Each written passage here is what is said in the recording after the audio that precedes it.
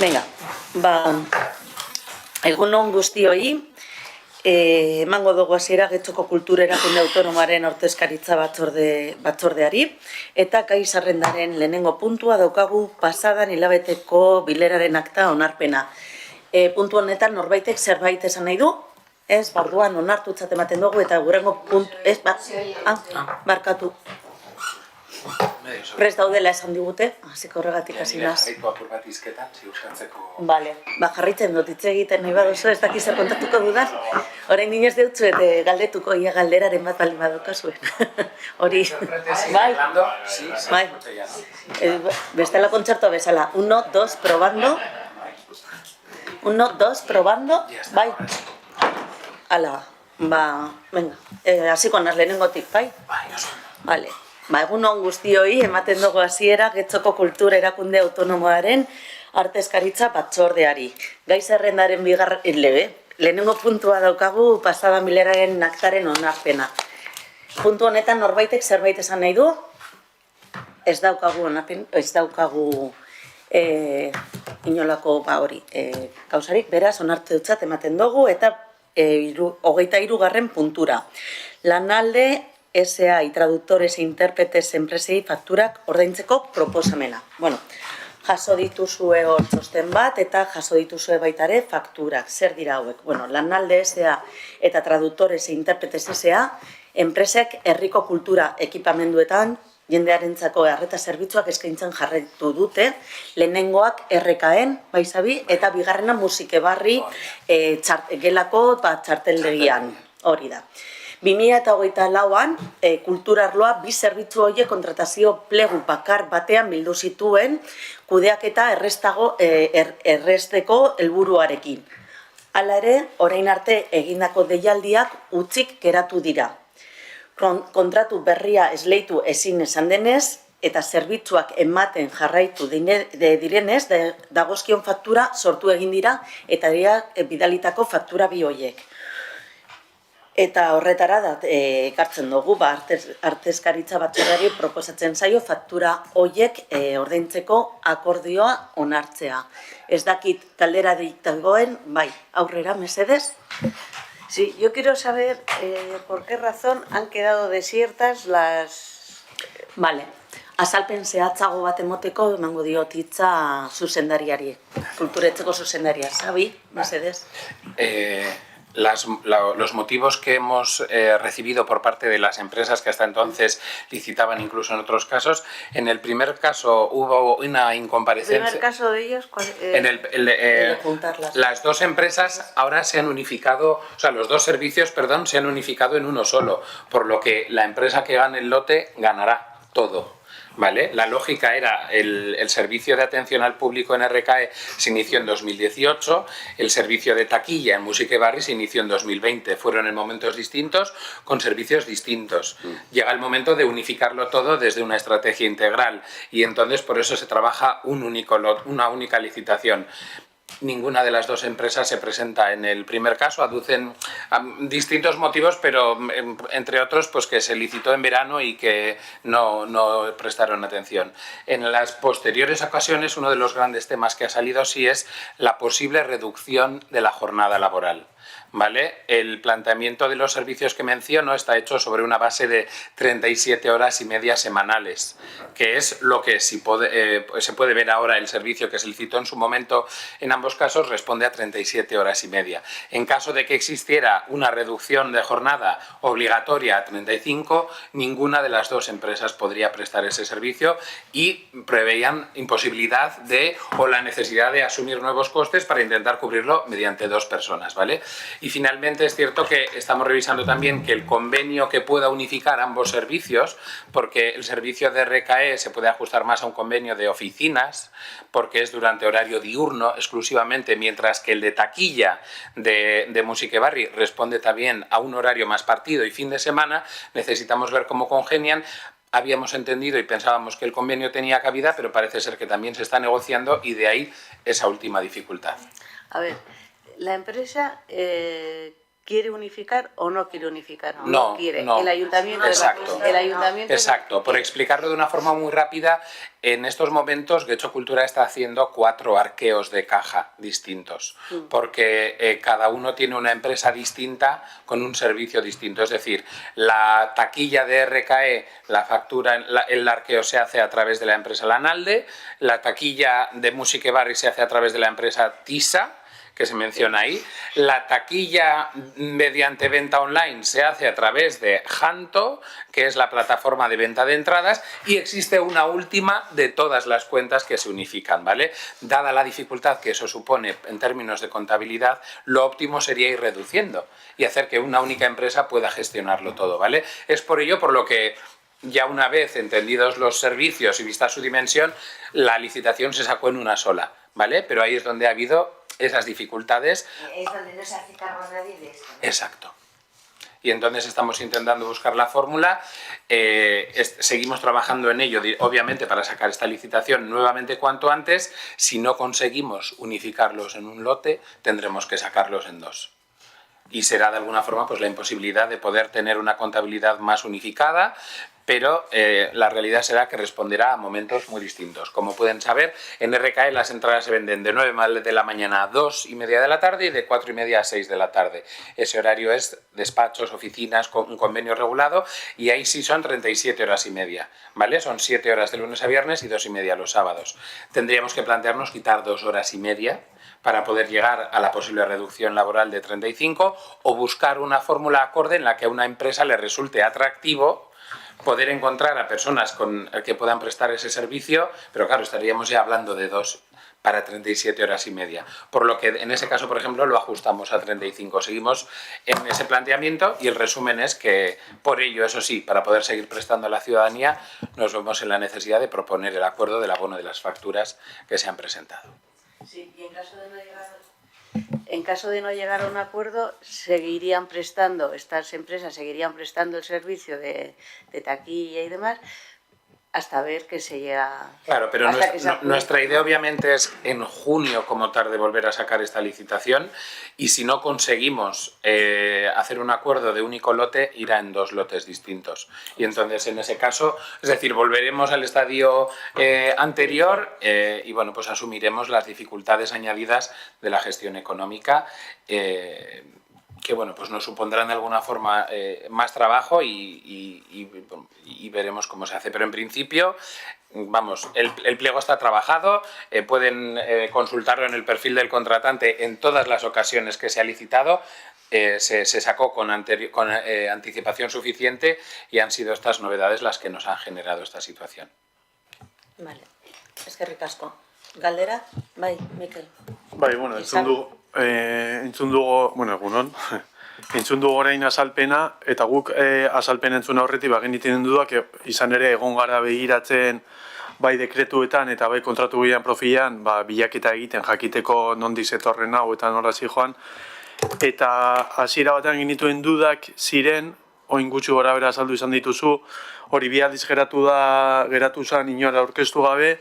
Ikusi genuen dekretuetan zein zen azalpena bigarren aldian, porque lehenengo bigarren aldira esango nuke 5.000 euro igozala, saiakera bat egiten hori 5.000 euro igozala kantitatea, ea enpresak sartzen ziren edo. Gero bigarren aldian berriro ere ikusi genuen hori geratu zala utxik, eta ikusi genuen ere bai, hori azalpenetan 3. aldi honetan, aldatu direla, lizitazioan orain berriro ere 2 lotetan agertzen da, ikusi izan dugunea arabera, eta aldatu da loteen izaera, uste lehenengo lotea jartzen du betikoa bigarren lotean zetorrena, eta bigarren lotean ondo ulertu duguna izan da ordutegia aipatzen du, ez? Zuk azaldu bezala. Bigarren, lehenengo loteak bermatzen ditu zerbitzu guztiak bere iraunkortasunean, baina horrek arrisku bat ekarri aldigu, eta da, ohiko ordutegitik kanpo ekitaldi bat egin nahiko bagenu txarteldegian, ez genuke zerbitzurik eukiko, bai? Imaginatu, nik zer dakit. Larun bat goiz batean egin behar dugula ekitaldi bat, hori delako Getxo Kulturaren edo udalaren asmoa. Eta gukune horretan, lehenengo lotean ez dugu iraunkorki jarri zerbitzu hori, orduan bigarrena izango litzateke ordu poltsa bat zerbitzu hori bermatzeko. Bale, ulertu genuen hori eta gure kritika esan puntu horretan nola esen aurretik ikusi hori, jakinda Getxoko hori da errekaen ordutegia limitatuta dagoelako. Eta orduan ikusten genuen zergaitik esan aurretik atera formatu honetako plegoa. Hori izan gure kritika izan egin azala aurretik hori ikusi zitekeela. Egin nuen hori hemen aktan geratzea. Eta gero, ikusi dugu ere bai, egin izan direla kontratu txikia, bakizue gu kontratu txikien atzetik, janirek ondo daki, horren atzetik gabiltzala, ekarri izan dira orain fakturak, azkenengo fakturak. Hau da, ulertzen dut, apirila maiatzen tarteko faktura dira hauek, baina azarotik gabiz kontratu hori gabe, gaizki ulertzen ez badugu, eta izan dugu azaroan, abenduan eta urtarria otsailean, edo urtarrietik martxora, egin izan dira kontratu txikiak, gure galdera, ez zuri, bat janireri, da, zergaitik ez dira fakturak ekarri, guk ez daukago arazorik. Izango da... Nik teknikoa eman aldizut eta da legez kontratu txikiaren mugak zehaztuta presidentziaren eskumena da horiek egitea. Eta gero zehaztuko dizut gogoratu, ez da kontratu bat, bi kontratu buruz ari gara. Orduan, RKEkoa da azaroan bukatu zena, baina bestea geroago, bai, orduan denbora desberdinetan. Gu saiatu garena da biak bateratzen. Eta orduan egia da, ulertzen genuen, hau da, gure aurrelanak funtzionatu izan balu, urtarrilean erreforma laborala iragarri izan ez balitz, edo beste kontuekin, bagian helduko ginen, eta gai hau etzen ona helduko, ohiko prozeduran landuko genuelako. Baina ez ohikotasun horiek dira ekarri gaituztenakona. Bale, ados, ulertuta, guk eskertu egun nuke, azkenean imaginatu guk irakurtzen dugu informazio hau, eta zehatzen gara nola baiteko iritzi bat ematen, eta ikusi izan ditugu kontratu txikiak, orain dator faktura, bi kontratu bazeudela ulertzen genuen, eta unifikazioa bazegoela ere bai, baina, bueno, normalean eskatzen duguna da, ez 4.000 euro dira, bestean dira beste 4.000, eta azken batean dira 9.000. Faktura horiek ekartzen badira ona, arazoarik onartuko dira. Azkenean ulertzen dugu funtzionamenduaren arazo bat egon dela, edo bakizu aldatu da hitzarmena, lan hitzarmena, edo dena delakoa. Orduan, eskertuko egun nuke ekartzea eta azalpen txiki batekin onartuko genuke. Horretik kasu honetan, aurkako bozka emango dugu, horrezegatik ez genuelako, ekarri izango lirateke, arazori gabe emango. Ekarri egin dira, Mikel. Ekarri dira. Fakturak eta egindako... Ez duzu eta beste bi etorri. Uste osabik ulertu duela nik esan dudana. Naiz eta arazoak sortu ekarri izango balira faktura txiki horiek, ez kontratu txiki egin beharrean, ulertuko genuke eta azalpen txiki batekin jasoko bagenu, hau da, batuko da, bitu egora honetan gaude, ez dugu kontratu txikirik egingo, faktura ekarriko dizuegu, orduan onartuko genituzke, baina kasu honetan, azaldudan bezala, gauza asko gertatu dira, eta horregatik ez dugu ikusten guk proposamen hau onartzeko. Zuen eritzia da, eta zuen ekarpena da, beraz, respeta behar da, baina, hor daukazue azalpen teknikoa, txukun eta garbi, eta, norbaitek gehiago, esan nahi du, Xabi, bai, aurrera. Sí, gracias. A ver, a mí no me ha quedado muy claro, no sé si a nivel político o técnico, o ambas dos, creo que es más relevante a nivel político en este caso, pero bueno.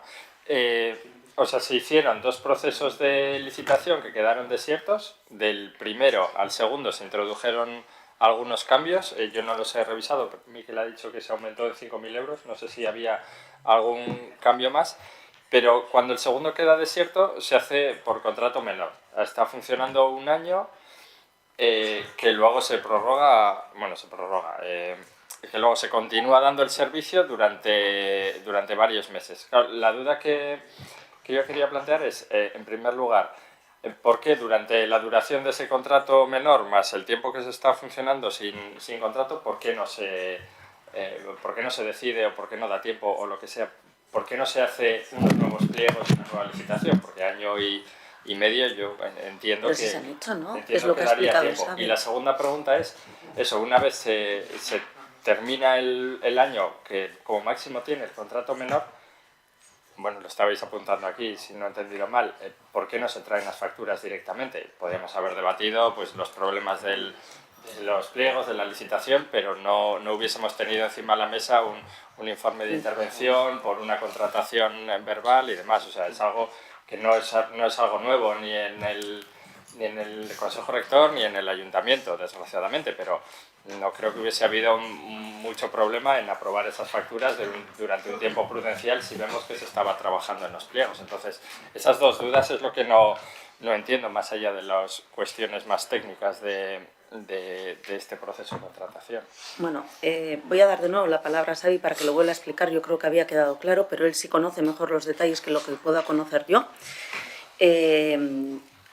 No obstante, pues bueno, se optó entiendo que se optaría por el contrato menor porque se pensaba que para entonces iba a ser una licitación más ágil y que no íbamos a tener, pues al final, las dificultades que se han podido tener para hacer esa adjudicación. Pensamos que iba a ser pues más inmediata, no ha sido posible. Y entonces, pues bueno, pues la situación nos trae hasta aquí, pero bueno, es que creo que está siendo transparente y se está dando todo tipo de explicaciones para que quede todo bien claro. Pero bueno, te doy otra vez la palabra. Por añadir algún dato más, pero creo que el propio Miquel ha explicado y se nota que ha visto todo el proceso. La última licitación terminó el plazo de presentación de candidaturas el 28 de abril del pasado mes. Ni un mes, ¿vale? O sea, efectivamente, como bien la pregunta que has hecho es pertinente, pero obviamente es la necesidad es técnica rigurosísima, es decir, no podríamos no sacar pliegos. Efectivamente, en el primer pliego queda desierto. En el segundo, Getxo Cultura, y es en varias ocasiones, yo creo que más de un miembro de este consejo lo ha solicitado, cada vez que vuelve a sacar un pliego, intenta revisar el IPC. Y si hay una subida de IPC, la aplica. ¿Vale? Porque en más de una ocasión, y diría igual incluso desde Podemos, pero también desde Bildu, etcétera, se ha exigido, y es lógico, y por tanto, de uno a otro, la subida de los 5.000 euros creo que responde exactamente a la subida del IPC que pasó desde que se licitó uno hasta que se licitó el siguiente. Y en el último, tal y como hemos indicado, se actualizaron las cuestiones, se redujo de 37,5 horas RKE a 35, para que no hubiese ningún problema en caso de que se aplicara la reforma laboral, se pudiese aplicar, pero en este caso también es en el que nos han llegado las últimas cuestiones que puede haber problemas de convenio, sobre todo porque, como indicaba, el servicio de mañana y el servicio de tarde y de fin de semana pues son convenios distintos. Pensábamos en los trabajos previos que habíamos hecho que no había ningún problema, pero pues sí que lo ha habido, y entonces parece ser que ninguno de los dos casos ha encajado.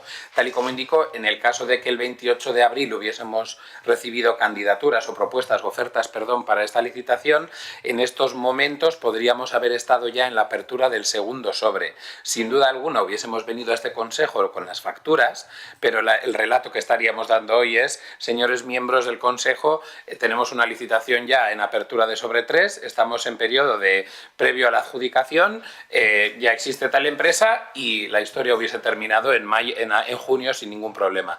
Lamentablemente no ha sido así, tenemos las nuevas dificultades y, como indicaba, el 28 de abril terminamos. Ahora estamos trabajando ya en la nueva posible redacción del pliego, tal como he adelantado. Puede que nos veamos en tener que retroceder a lotes distintos para pensar en servicios distintos, para adecuarse a convenios distintos, pero eso es una labor todavía que estamos realizando en el equipo técnico. Y hasta ahí, de alguna forma, por intentar explicar. Pero por dejar claro eso, la última licitación que hicimos terminaba el plazo 28 de abril de 2025, lunes.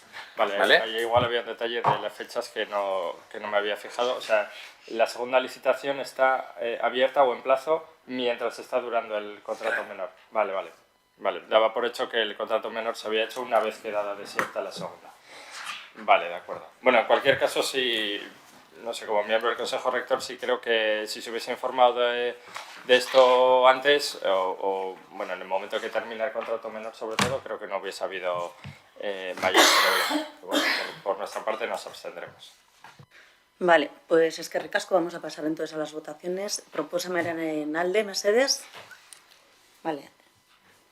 PSOE eta PNV, abstentzioak. Elkarrekin Podemos eta kontra PP eta EH Bildu. Bueno, pues entendemos que los grupos puedan expresar su opinión, pero también queremos dejar claro desde el Gobierno municipal cuál es la nuestra. En este caso consideramos que las críticas que estáis haciendo a estas facturas no responden tanto a cuestiones técnicas como a una excusa política para no aprobar lo que corresponde a una realidad objetiva que bien se ha explicado por el director del Aula de Cultura. Con esto pasamos al siguiente punto, el punto número 24. Información, bueno, lehendakari Andrearen informazioa. Así que 24.1. Una cosa de procedimiento, es que bueno, no sé si darme por aludido o no, pero después No, de la no, votación. ha sido mi opinión como ha dado el resto. Ya está, hemos pasado al siguiente punto. Estamos ya en el siguiente punto, en número 24. Programazio datuak. Vale, puntu atal honetan daukagu martxoan eta apirilean egindako martxoa eta apirilean bitartean egindako programazio kultura ohiko eran garatu eginda, eskaintza anitza eta publiko desberdinentzat egokituta egon da.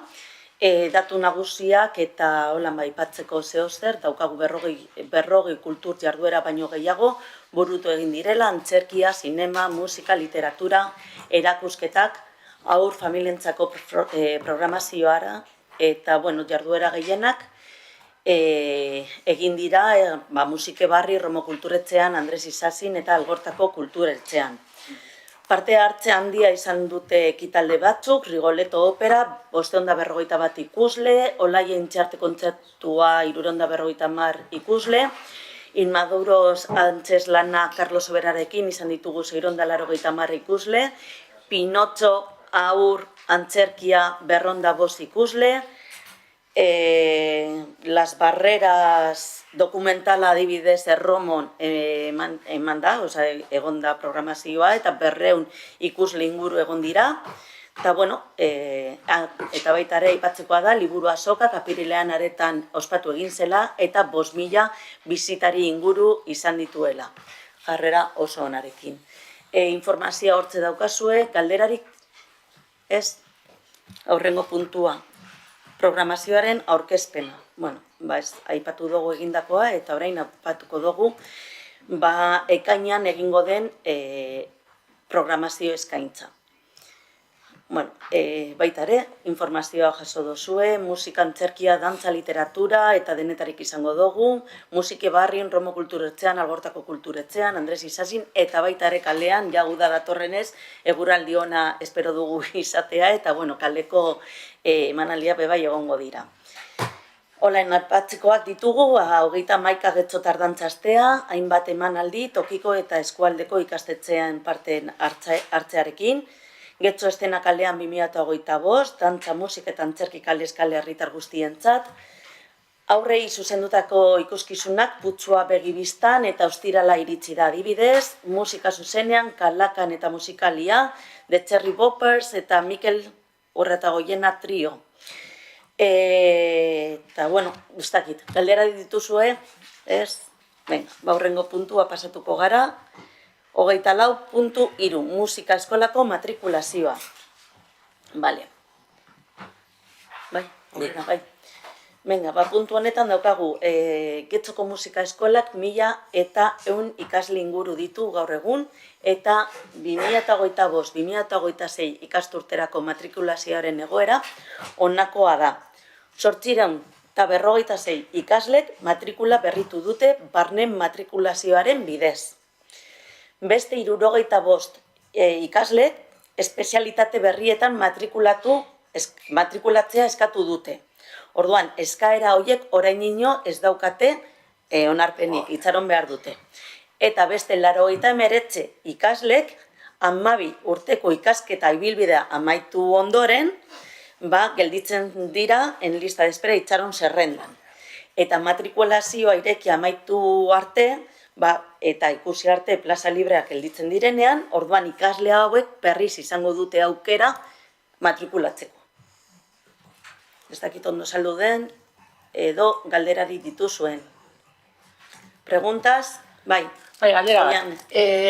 Aber ondo ulertu duan, Bai. Osea, 12 urte bete dituzten ikasle horiek plazak libre gelituko balira matrikula hori ez duzu esan, ez? A ber, esan barkatu errepikatu. Guartzartu ulertu dut. 89?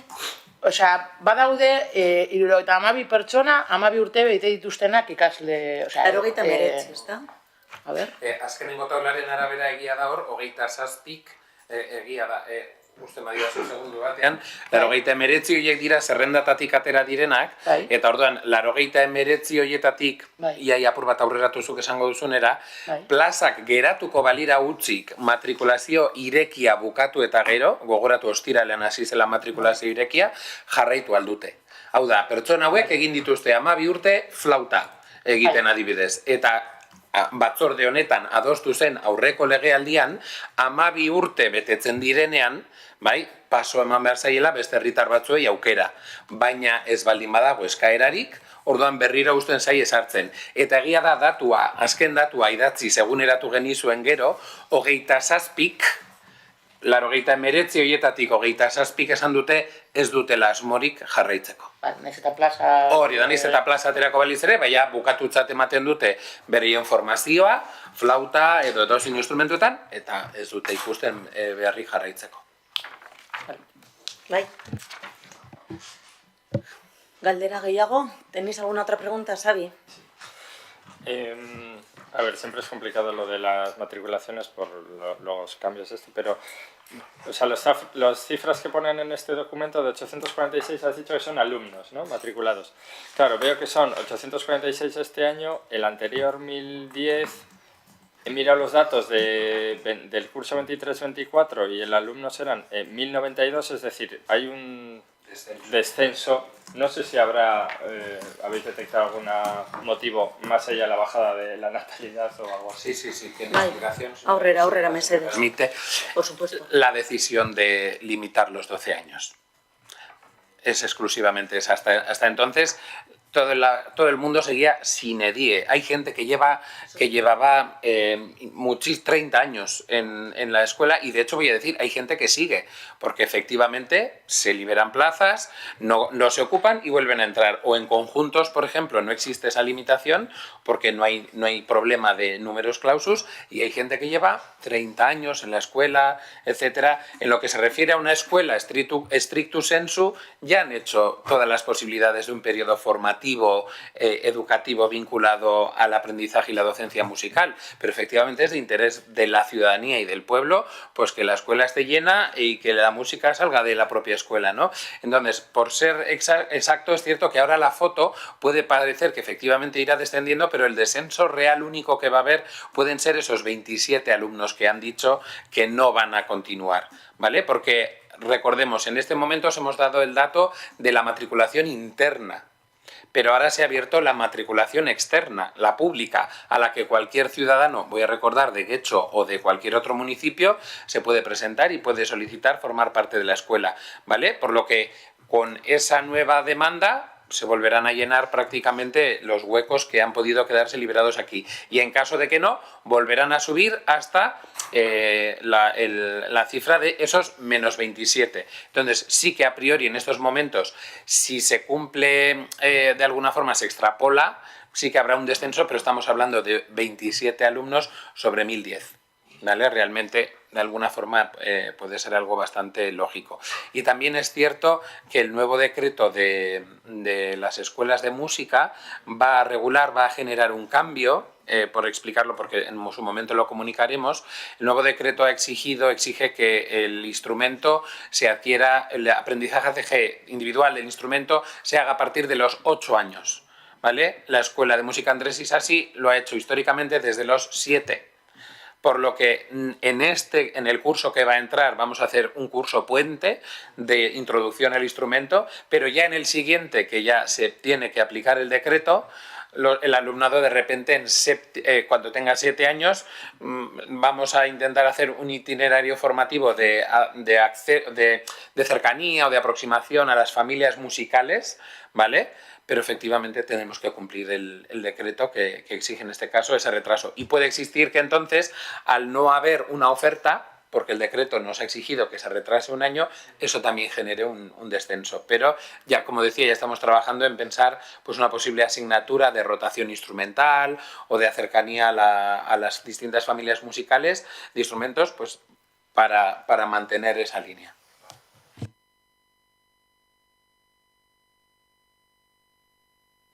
Yo quería saber si todos los alumnos han podido van a estudiar el instrumento que han elegido. La normativa de selección de instrumento, yo creo que en algún otro consejo ya se habrá explicado, pero efectivamente los alumnos ponen 3 opciones de qué es lo que les gustaría probar y efectivamente la primera es la que la mayoría elige y tal. Yo mismo hice la pregunta y sobre todo igual la formulé de otra forma al terminar el proceso, es si ha habido algún alumno que se ha quejado por no haber obtenido alguna de las 3 solicitudes que había hecho. Y hasta la fecha hoy, y es pregunta de lunes, no consta. ¿Vale? Entonces, parece ser, es cierto, y voy a subrayar que la decisión validada por el Consejo de limitar los 12 años ha permitido que existan plazas en instrumentos que eran muy demandados, que hasta entonces pues tenían una muy poca oferta por todos esos alumnos y alumnas que seguían año tras año. Y ahora, por ejemplo, he mencionado el caso de la flauta porque en concreto este año, si habéis podido observar los datos que os hemos mandado, se han liberado muchas plazas de flauta, porque hace 12 años pues hubo un montón de gente que se apuntó.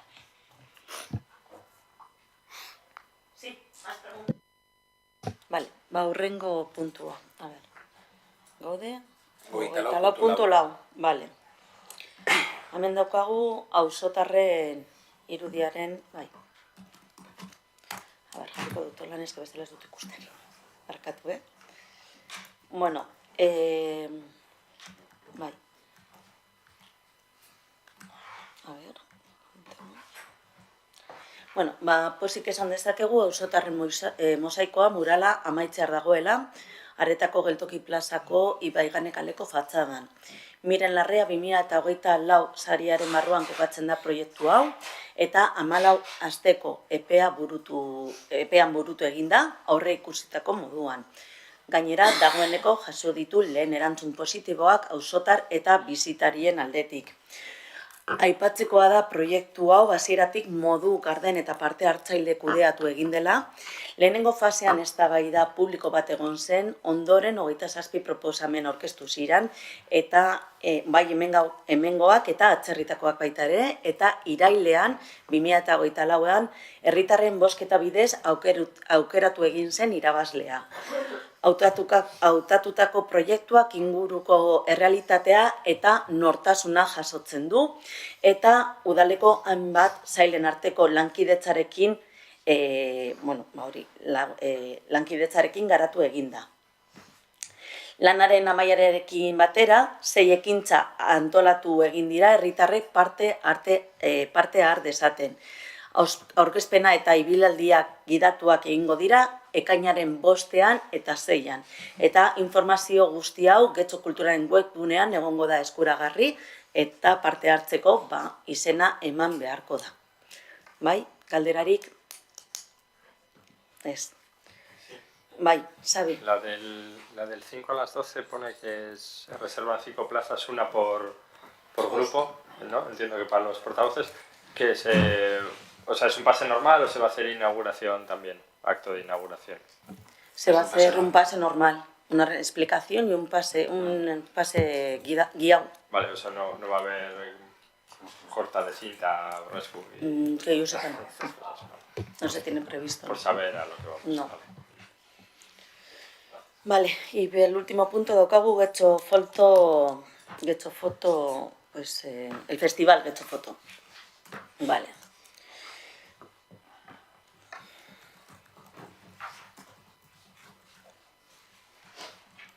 Vale.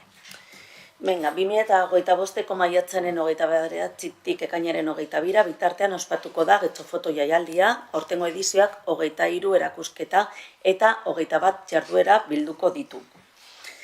La temática elegida gira en torno a la palabra rec, en referencia a la acción de grabar y a la sobreexposición visual de nuestro tiempo. Tal y como explican desde la asociación organizadora Begiandi, vivimos en una cultura de usar y tirar, también aplicada a las imágenes.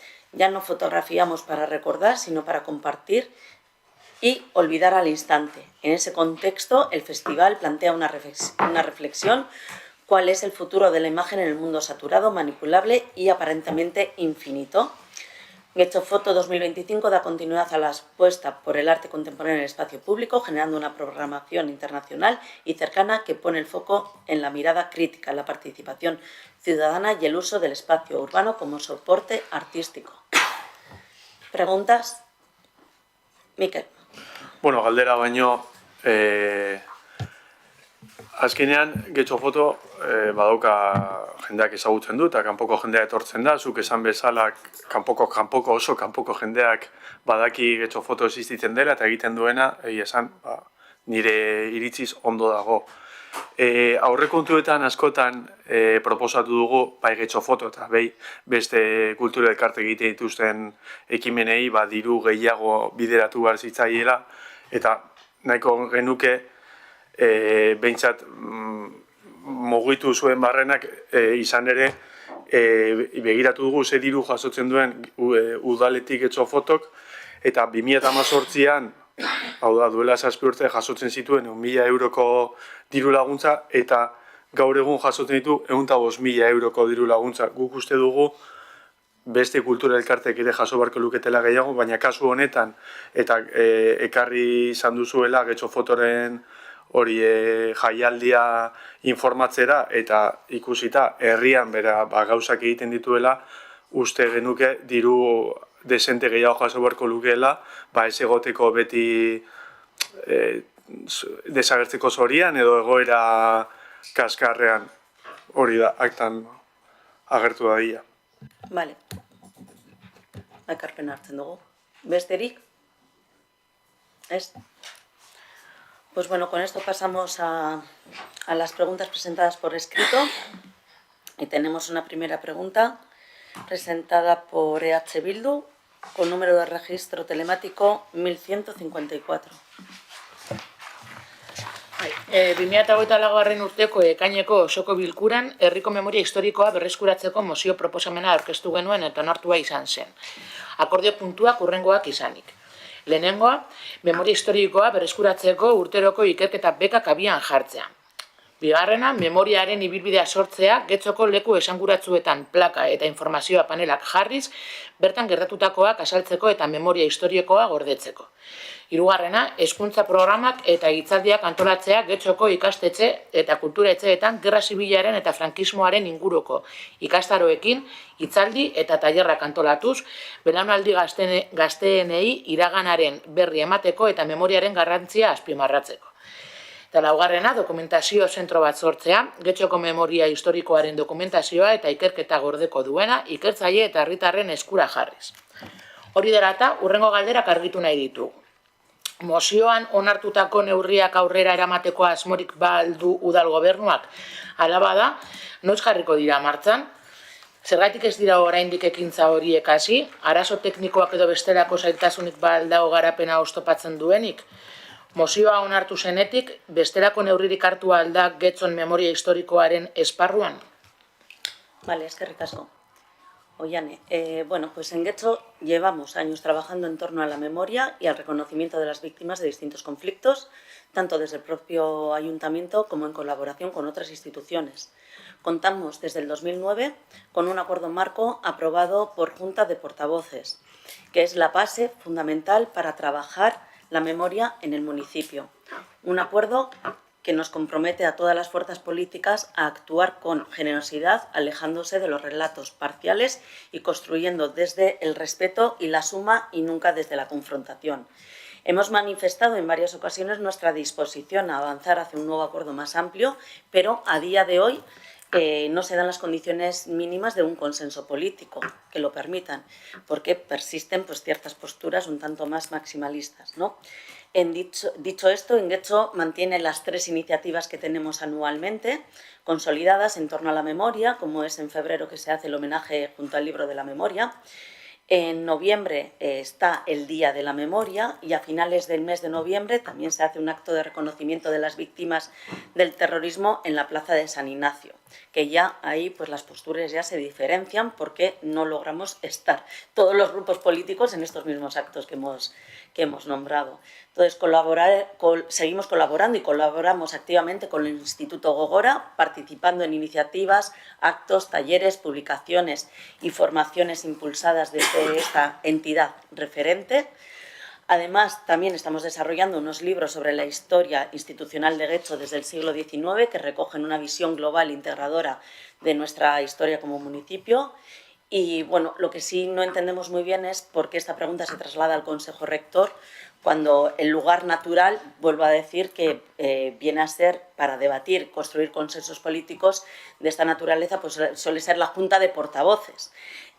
No obstante, hay una pregunta a ver qué otras actos o líneas se han trabajado desde la parte de, bueno, desde otras áreas y entonces, pues bueno, le voy a pasar la palabra a Xavi para decirnos las diferentes, en la línea de la memoria histórica, pues los diferentes equitaldis, actos que hemos tenido en este aspecto. Vale, en este sentido es cierto que podría hacer una lista bastante larga, pero a lo que me voy a referir exclusivamente es que, y creo que es evidente y sobre todo conocido por los miembros del Consejo Rector, que las políticas sociales o aquellas políticas vinculadas a la memoria histórica, en casos en los que las efemérides, las celebraciones o acontecimientos sean pertinentes y vayan en línea con el trabajo que se pueda estar desde el Ayuntamiento, a Getxo Cultura, ahora y anteriormente al Aula de Cultura, le correspondía poder abordar esos temas a través de la cultura, a través de obras teatrales, de encuentros, de exposiciones. Entonces, por citar algunas, y algunos de vosotros y vosotras estuvisteis presentes en la exposición que se hizo en 2022 por el Aula de Cultura en el 85 aniversario del bombardeo de Getxo. En la programación han sido constantes. Mencionaría el año pasado, en mayo, programamos la obra Guernica de la Escena Nacional de Bayón, que era a través de la danza una rememoración del bombardeo de Guernica. Y para muestra, no es que yo me haya preparado la pregunta, pero más pertinente no puede ser, este sábado es el momento perfecto para acudir a Musique Barri, dado que la obra programada es Música para Hitler. El sábado a las 8 es una obra que habla de la vida de Pau Casals. Pau Casals recibe una propuesta de un oficial nazi para tocar para Adolf Hitler y la discusión que pueda tener internamente es el objeto de la obra, con un elenco maravilloso: Carlos Hipólito, Kitty Mamber, Cristóbal Suárez y Marta Velilla. Sin duda, bueno, pues de alguna forma siempre respondiendo a los objetivos estatutarios de Getxo Cultura y del Aula de Cultura, acercar esas propuestas y promover esas reflexiones a través de la cultura, y en este caso concreto este sábado de las artes escénicas, era ese objetivo. Bueno, bai, oian. Bale, nik ez dut esaten ez da nik ezer egiten,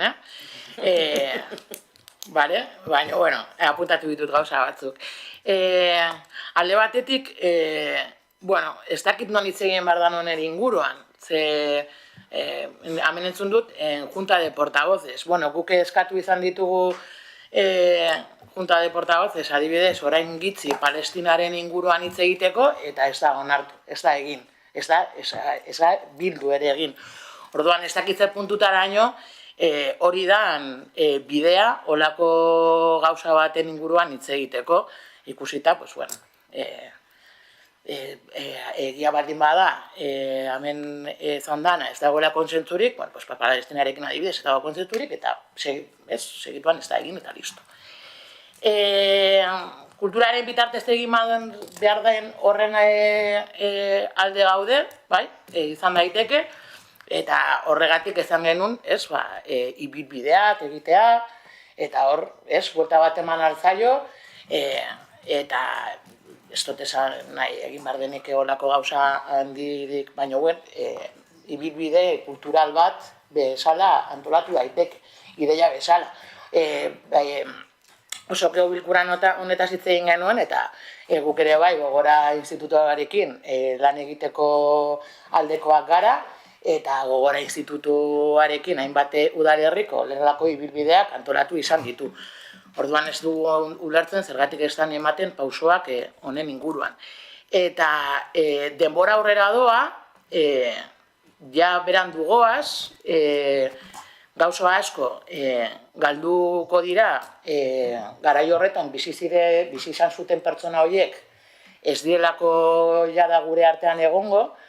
Horregatik guk ere bai planteatzen genuen ikerketa bekak emai gainean jartzearena guzti ere galdu ez dadin, eta ez dugu lertzen konsensu falta horrek zergatik oztopatzen duen ikerketa beka batzuk ateratzearena, ahalik eta informazio gutxien galtzeko bide horretan, eta ez, gara badien, horregatik ere bai planteatzen genuen dokumentazio zentro bat sortzearena, gara badien hor, norbaitek, noizbait, ikuskatu nahi baldin badu, edo inkluso kulturekimen bat sortzeko, gura sortzen baldin bat zaio, ekoteko hor dokumentazioa ahalik eta fidagarrien eta ahalik eta osatuen. Orduan, ulertu donagatik, bideo honetan ez da gehiago, edo ez dago behintzat aurrikusita pausu gehiago ematerik. Ollane, yo creo que eso no es lo que he explicado. Te he dado una respuesta a vuestra pregunta y os vuelvo a decir que lo que señalo es que el foro adecuado es la Junta de Portavoces para tratar este asunto sobre la memoria histórica. Entonces, cualquier propuesta o aprobación que queráis llevar a cabo la tratamos en ese debate y no en un consejo rector del aula de cultura. Vale, vengo du. Hurrengo galdera, bueno, ¿alguna pregunta más? Pues pasamos a la siguiente pregunta. Número de registro telemático 1155 EH Bilduk aurkeztutakoa. Bai. Energia berriztagarrien sustapenean erakundeak eredugarriak izan behar dira. Argi dago gure etxeetan edo udaleraikinetan jartzen ditugun eguzki plakak ez dituztela bizi dugun ingurugiro eta energia arazoa konponduko. Baina konponketarako ekarpen txikitxo bezain baliagarria izango dira. Bideo horretan hauek dira aztertu nahi ditugun galderak. Zein da Getxo kulturako eraikinen urteko energia kontsumoa eta bataz besteko hileko energia kontsumoa? Nahiko genuke erantzuna dirutan eta kilowatitan azalduta jasotzea eta berez, energia kontsumoa neurtzeko erabiltzen diren neurtzaile guztietan adierazita. Energia berriztagarri sortzen da Getxo kulturako eraikinen batean, zein eraikinean, zein da energia sortzeko erabiltzen den bide berriztagarria energia hori sortzeko, zenbat energia sortzen da orduko, hilabeteko eta urteko, zenbat eguzki plaka daude Getxo kulturako eraikinetan, zein eraikinetan, noiztik, Getxo kulturako eraikinetan eguzki plaka jarri daitezkeen, zenbat jarri daitezkeen eta zenbat energia ekostu daitekeen azterketa egin aldu udalak. Baiezko erantzutekotan azterketa horien kopia jaso nahiko genuke. Ezozkoa erantzutekotan egiteko asmorik aldu, noiz, Getxo kulturako eraikinetan energia berriztagarria sortzeko instalazioak ezartzeko planik aldu Getxo kulturako zuzendaritzak. Noizko, ze aurrekontua du horretarako, planaren kopia jaso nahiko genuke. Energia komunitatea sortzeko abantaiak aztertu alditu Getxo kulturak, noiz, nola. Igual, datu, adibidez, eskatu ditugu datuak, eta eskaria datoraoz eta idatziz erantzuteko agian datuak ez dira jasotzen baldin baditugu, ez da beharrezkoa hemen hasi botatzen kilobatioak egunean, urtean, hilabetetan, baina bai agian erantzun daitezkeen galderak erantzutea ondo legoke. Bueno, nire aldetik, hau da kultura etxeko artekaritza batzordea eta dakizuenez Getxoko udalak eraginkortasun energetikoaren estrategia orokor batean ari da lanean.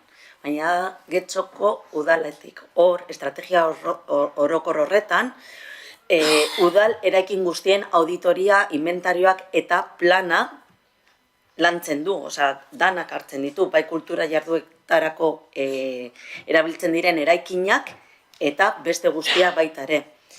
Orduan, gaur egun ez dago Getxo Kultura Erakunde Autonomaren plan espezifikorik, baina lana udal osoaren ikuspuntutik eta ikuskeitik ari da lantzen. Eta, bueno, horregatik, eskatzen ditu zuen datu horiek adibidez auditorien eta inventarioen hartu dezakezue datak, dokumentu horiek ja helarazi zaizkizue eta daukazue hor datu horiek eta bueno, kontsumei buruz eta besterik ez dago nire erantzun.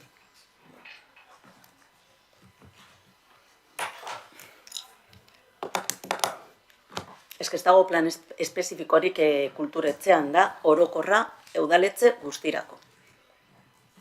Udale eraikinetatik, bai. Jaso ditugu datuak, ez?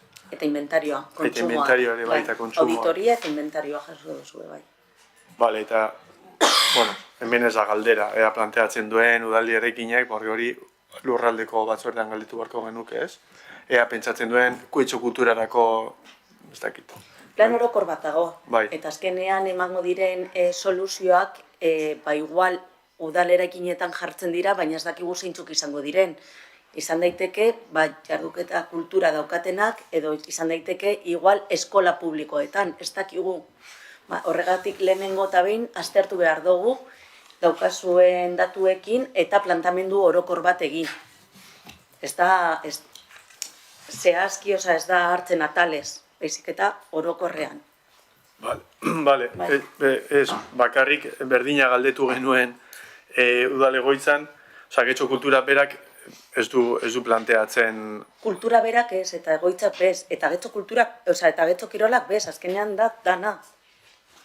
Udaletzaren barruan, guk egin behar dugun orain el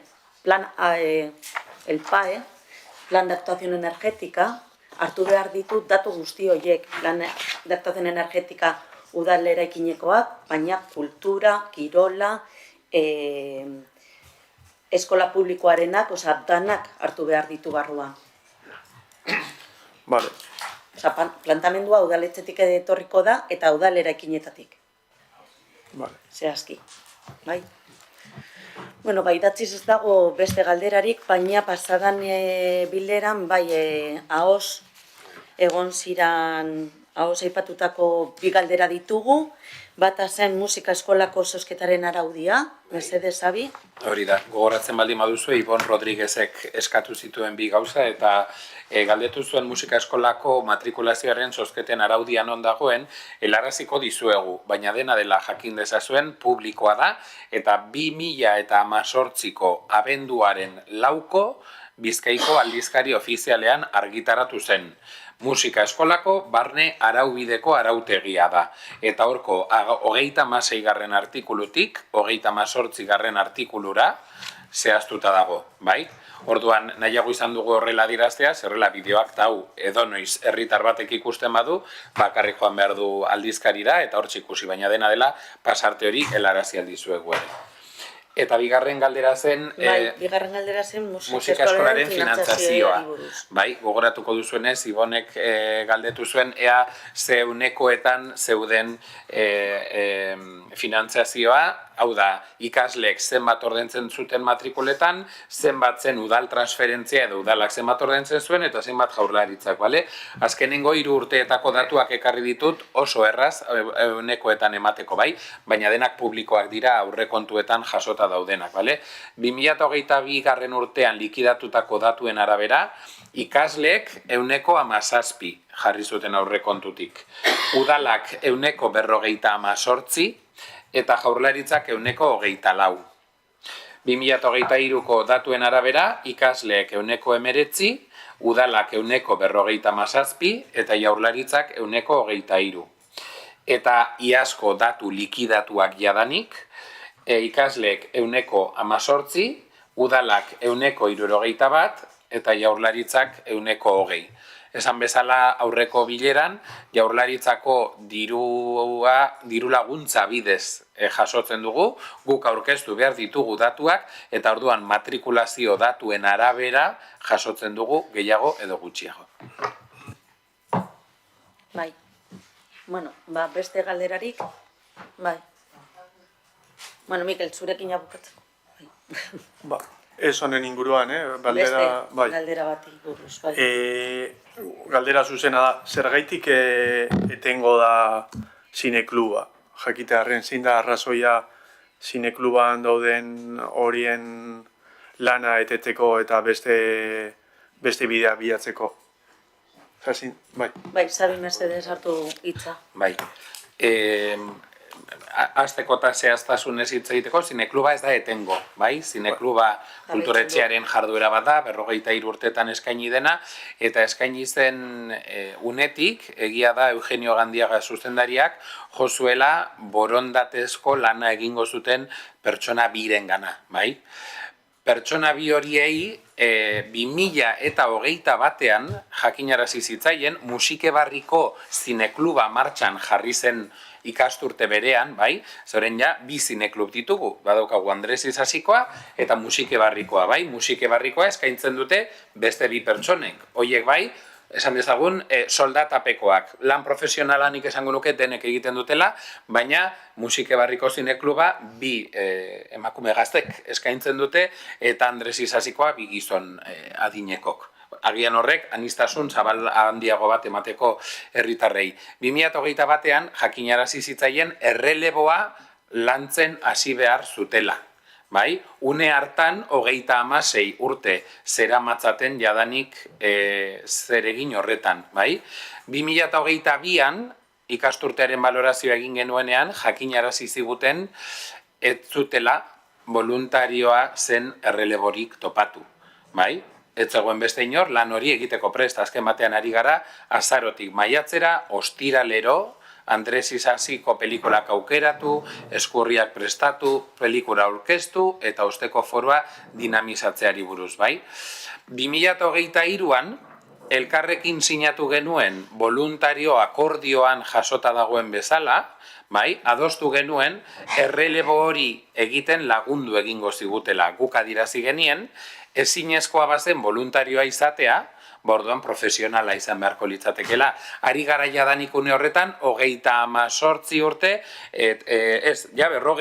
berrogei urtera igota, eskainitako lan bati buruz, une batez, hau da, lan profesional batekin alderatuta, ari gara 40 urtez zeregin batean, lan batean jardundako pertsonei buruz. Eta errelebo hori lantzen jarraitu dugu, eta 2024ko ekainaren 26an jakinarazi genien 2024-25 ikasturtea, azken ikasturte bezala aurre ikusten genuela, beraiek lanaren ardura izateko, baina oso garbi adierazi nahi dut, inongo momentutan etzaiela esan zineklubean jarraituko ez dutenik. Are gehiago, hasierako momentutik esan zitzaien, butaka bana izango zutela, bai? Eta aukera izango zutela, beti doainik sartzeko aukera, iritzia emateko, baina 43 urteren ondoren, hain zuzen ere, nolabait errelebo hori lasai egiteko, eta programaren jarraipena eta iraunkortasuna modurik onenean bermatzeko. Argi utzi nahi dut, 2024ko ekainetik aurreko astelener arte, guk ez dugula jakin eta ez dugula jaso beraien partetik, inolako kexarik, ez inolako kontrakotasunik. Bai? Astelenean albisteak ikusi genituen, atzo bertan beraiekin hitz egin genuen eta ez zuten gaia atera, gonbidapen gehiago eskatu zizkiguten ostiraleko omenaldirako, baina hori guztia kontuan hartuta hoia niri ez dagokit erantzun politikoa bada, baina argi dago nik helarazi dut, bagian hori dena aztertu behar dugula, eta ondoren ikusi, ze erabaki hartzen dugun, edo zer. Baina bai adierazi nahi dudana da, erreleboaren gaia 2021etik landutako zerbait dela, evidentzia dokumentalak ditut, aipatu ditudan akordioak, sinatuta daude parte bien aldetik. Bai? Guk urtero sinatu dugu akordio bat 2021etik, garbi izango dut, ezinbestekoa delako. Voluntarioak babestuta egon behar dira, aseguru bat izan behar dute, akordio horretan jaso behar da legeak zehazten duela ezin dutela gasturik izan.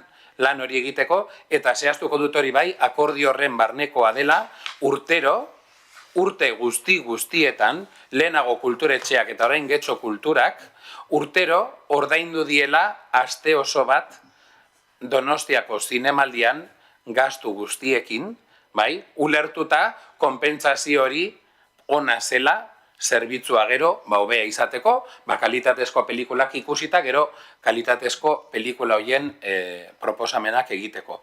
Beti ere ulertuta beraiek pelikulak proposatzen zizkioten kulturetxeari, kulturetxeak ordutik lehiaketara atera ditu beti pelikula horiek, lizitazio bidez esleitzen dira hornitzaileak, pelikulak jasotzen ditugu, gure ohiko kanaletan sartu, proiekzionista kontratatu egiten dugu, eta zerbitzu profesionalak dira horiek guztiak, bai? Orduan, zinekluba ez da etengo, mantendu egingo da, hurrengo azaroan jarraituko dugu, egongo den desberdintasuna da, voluntario horiek, espero dugu egotea berdin-berdin, baina eserita eta derrigortasunaren kargarik gabe, baizik eta beraien ezagutza eta pasioa, konpartitzeko lasaitasun guztiarekin ulertuz 53 urtez lan eta zeregin hori egin duenak, atsedena ere izan dezakela, eta berriro ere esango dut, eta hori garrantzitsua da, proiektu honek jarraitutasun natural bat izan dezan. Beste norbaitek asumitu dezan lan hori, eta aurrera egin dezan inolako arazorik gabe, zineklubak asko urte gehiago bete ditzan. Bai, eskertzen da azalpena, egia esan. Ni ez naiz oinarrituko albistean, iruditzen zait batzutan albisteek konklusio arraroak atera ditzake hortatik, baina ulertzen ez dudana, hori galdetu izan dugu inguruko jendeari eta horrela, zuk esan diazu 2021 batean hasi zinetela ja prestatzen hori aldaketa egiteko eta hori, eta azkenean abisatu izan diezula 2024ean, ja, behitu, horrengo denboraldirako edo esari egongo. Nire galdera, beraiek ez dute jarraitu nahi, zein da arazoa izan dezakezue plana, hemendik eta ez dakiz zenbat urtera, ez jarraitzeko bereekin, baina beraiek jarraitu nahi baldin badute, eta bere lana esan duzun bezala txuko egiten baldin badute, zein da arazoa egoteko 57 urte hori egiten? Badago nolabait gai bat ustut handik eta hemendik atera dena, eta da 70 urtetik gorako aseguruen kasuan kobertura ez da erabatekoa, bai? Eta datu hau ere dokumentatu dezaket, 70 urte bete arte, hau da, une honetan bi pertsona hoien asegurua egiten duen aseguru etxeak, jakinarazi zigun 70 urtetik aurrera ezin digula eman orain arte eman digun kobertura bera. Eta adibidez, kaso, eta testua gaztelaniaz denez hala esango dut, no se les podría cubrir ninguna invalidez. Eta el riesgo eta el seguro de accidente sería por fallecimiento. Vale? Hau da, 70 urtetik gora, ari gara jubilatu. Orduan, hori dena esan da, egia da, esploratu daitekela, eta erabakia ez dut nik hartuko politikoa da, ezken batean, bai? Baina bideratzen baldin bada, aztertu beharko dugu, posiblea den, egia da, orain arte ez dugula bide horretatik, hildo horretatik landu, eta nik bai, irizpide teknikotik, zuhurtzia printzipioa kontuan hartuta, eta administrazioaren ikuspegitik 53 urte zerbitzu bat eskaini duen langile baten inguruan ez dut uste zalantzarik eukiko genukeenik jubilazioa eta bizitza ederra merezi duela, bai? Uste dut langilearen kasuan. Voluntariotzaren kasua ezoikoa da, legeak jasotzen ditu elementuak, baina agian ez hainbesteko denboran. Gu saiatu gara, lehenago esan dudan moduan, ikuspegi teknikotik bermatzen, hurrengo urtean planteamendu optimoena izango zen, norbait berria dator, zerbitzua ematera, jendea pozik dago, eta voluntario biak hor daude, ekarpen bat egiten, trantsizio bat egiten, bai?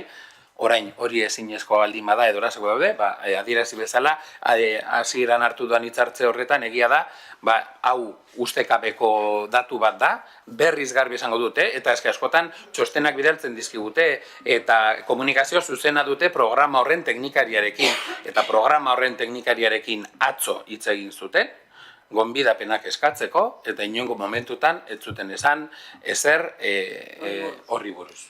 Garbi esango dut. Orduan, hortik aurrera ez dakit ze beste pauso, baino egia da, adierazitako horretan oinarritu garela.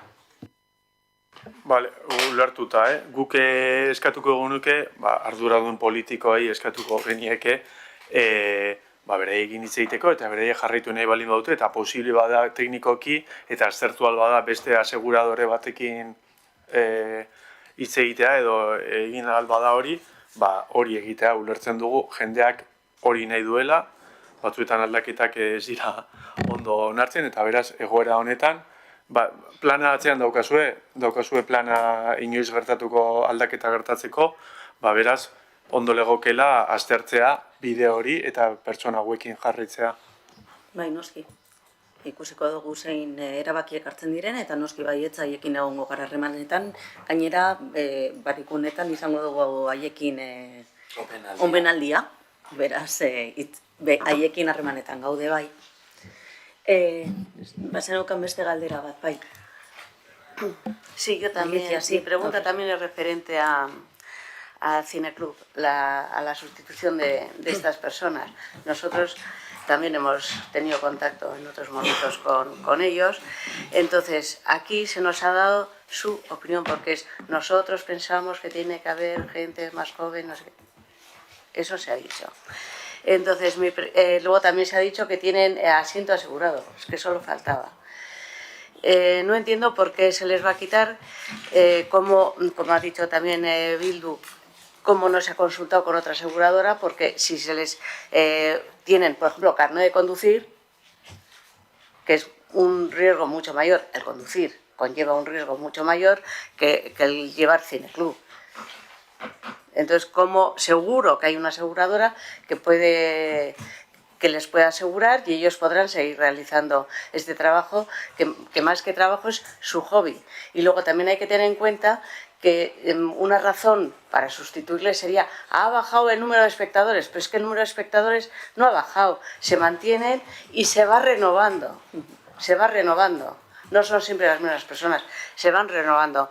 A mí me parece que no es justo cuando también en otros trabajos, por ejemplo en los médicos, se está pidiendo que se alargue su vida laboral. No entiendo por qué a ellos no se les va a alargar si así lo desean. Nadie les va a obligar a que sigan si no quieren, pero es que ellos quieren.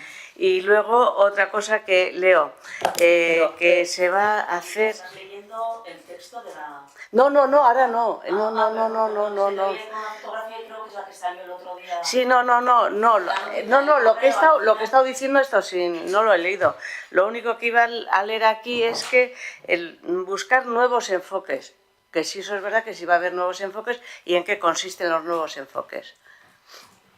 Eso es lo que vuelvo a decir, creo que estás referenciando a una nota de prensa, una noticia que ha salido en prensa.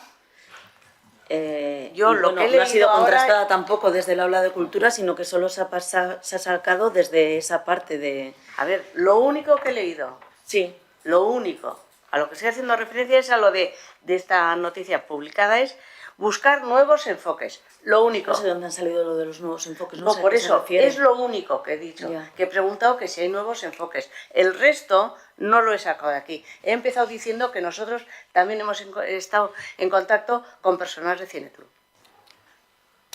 Bueno, pues sí, ¿no?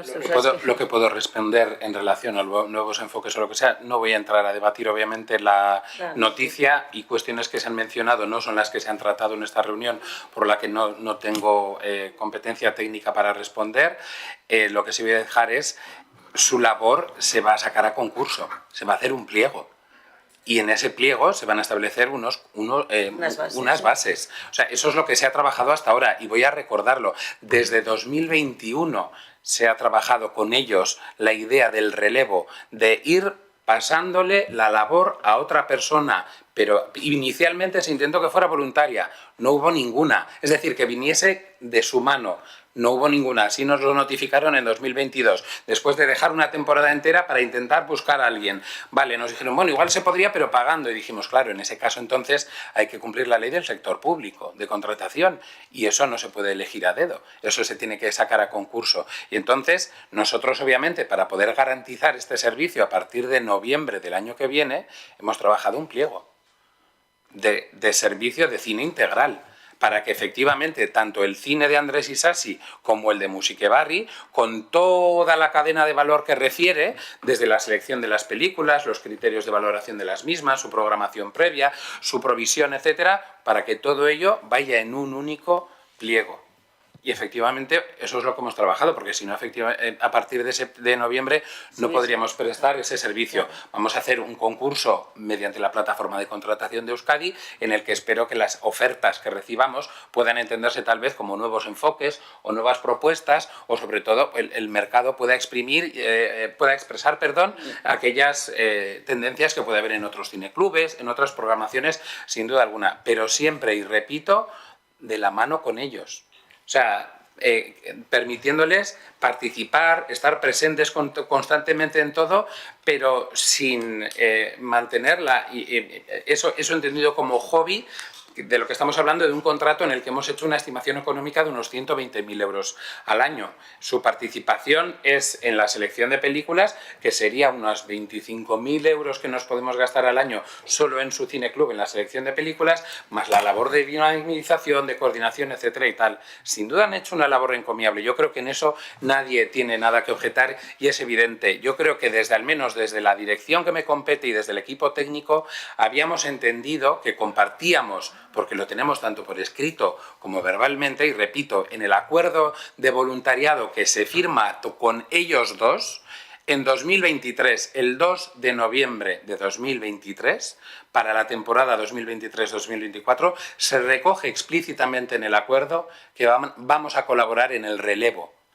¿Vale? No estamos hablando de algo que ha sucedido hace 5 días, no, es algo que se les menciona hace 4, que se explicita en el acuerdo hace 2, para que efectivamente vaya habiendo una transición. Puedo entender efectivamente el miedo que puede existir o las reticencias hacia el cambio. Creo que es algo sin duda humano en muchos aspectos, pero también creo que el cambio puede ser algo bueno, y sobre todo cuando es de la mano de todo el patrimonio que han generado ellos, tanto intangible como, muy bien se ha indicado, de las personas que tienen una fidelidad increíble con ese cineclub y que, como muy bien se ha explicado y se ha notado el conocimiento, llenan la parte de abajo del patio de butacas entera y a veces ya no requieren abrir la parte de arriba. Sin duda alguna, desde el primer momento se ha entendido como una forma de sumar, de mejorar, nunca dejándolos de lado, siempre efectivamente permitiendo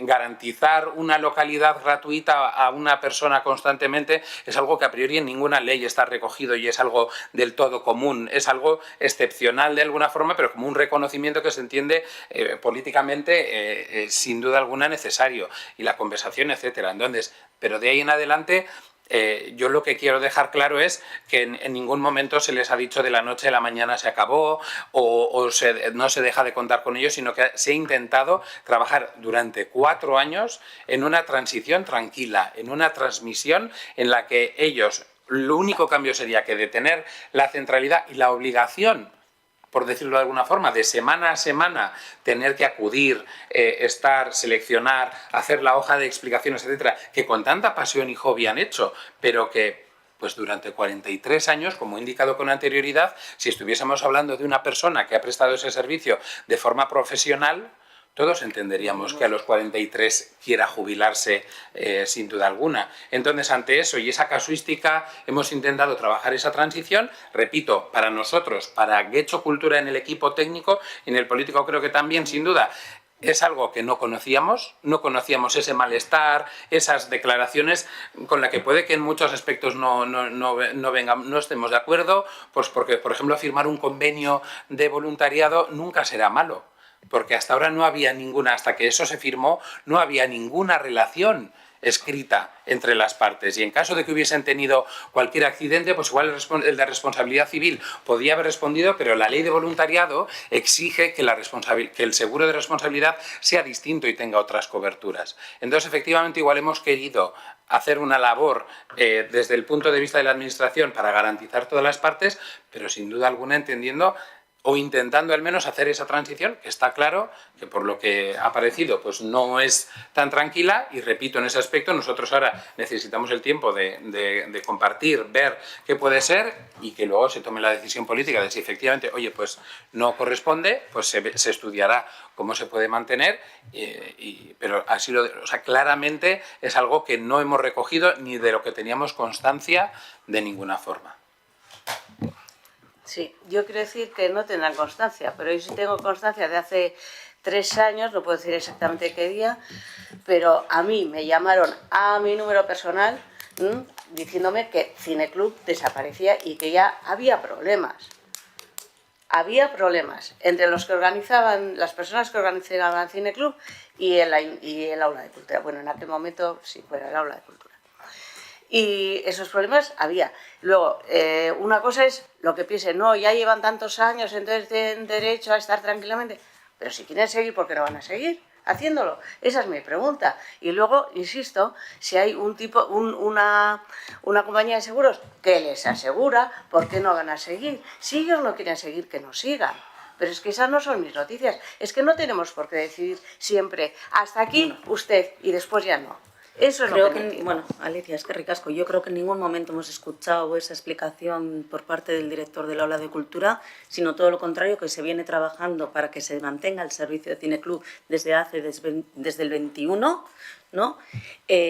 También hemos comentado como que no teníamos ese malestar, no nos lo habían trasladado. Yo no puedo hablar de histórico porque acabo de recibir, no acabo, sino que, bueno, pues desde ayer o desde hace 2 no conocía esta situación.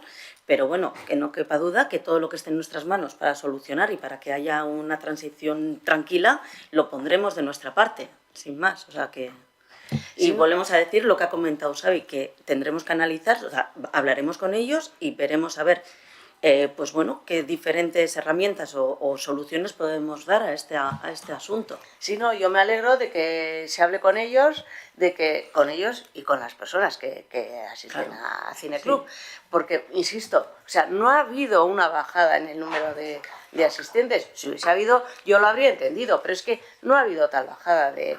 Pero no hemos dicho que se va a quitar tampoco el servicio. No, es que hubo el rumor hace 3 años o 4 de que desaparecía Cineclub. Bueno, pero son opiniones, son conversaciones privadas que tampoco tenemos constancia de ellos, pero y no lo pongo en duda. A mí lo que me choca es que tengan mi número de teléfono, el mío personal, no el del ayuntamiento, el mío personal, y que aquí en el ayuntamiento no se enteren nada, sinceramente. Vuelvo a decir que son conversaciones privadas que tampoco no tenemos constancia de ellas y que, lo dicho, que no las pongo en duda, pero que no sabemos de su existencia. ¿Alguna cuestión más? Bueno, pues los miembros del Consejo no tienen pregunta.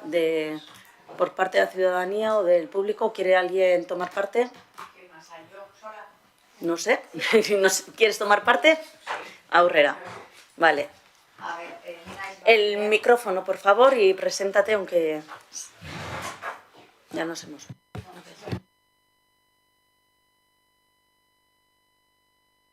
Vale, ondo. Ni naiz Nerea eta Sokamuturra ez plataformako ordezkaria naiz. Eta natorona, esatea, bai, Nerea Landa Gundin. Naiz, herritarra, Agortako herritarra.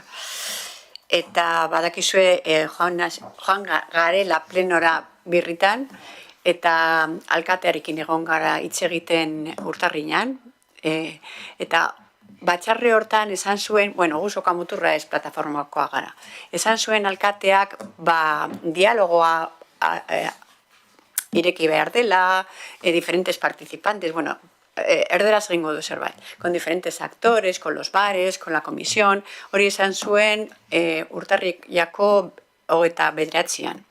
Eta oraindik ez daukagu erantzunipez. Eta gaude, firmak hartzen badaukagu 9.000 interneten 7.000 eta piku, eta fisikoak albaitari kliniketan eta bar, 1.500, baina bueno, asko, bueno, con mucho esfuerzo. Eta gu gaude, interes ekonomikaz dugu, bakarrik nahi dugu animaliak ondo tratatzea getxon, eta fiestak animaliekin ez egotea, eta sokamuturra aldatzea.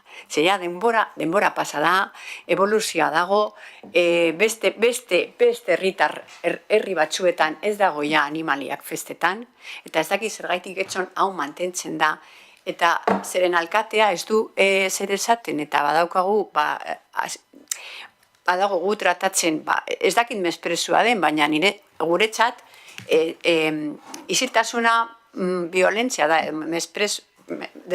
ez un menosprezio. Eta etorri gara ona, esatera denoi zer egingo duzue edo zer pentsatzen duzue alderdi politiko bezala.